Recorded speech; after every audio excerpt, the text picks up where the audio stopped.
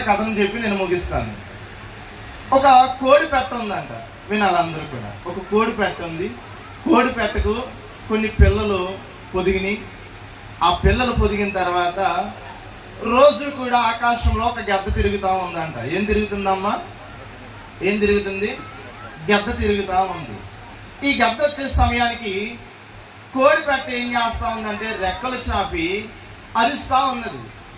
ఆ అరిచినప్పుడు ఈ పిల్లలన్నీ కూడా తన యొక్క రెక్కల దగ్గరికి వచ్చి దాక్కోవాలి.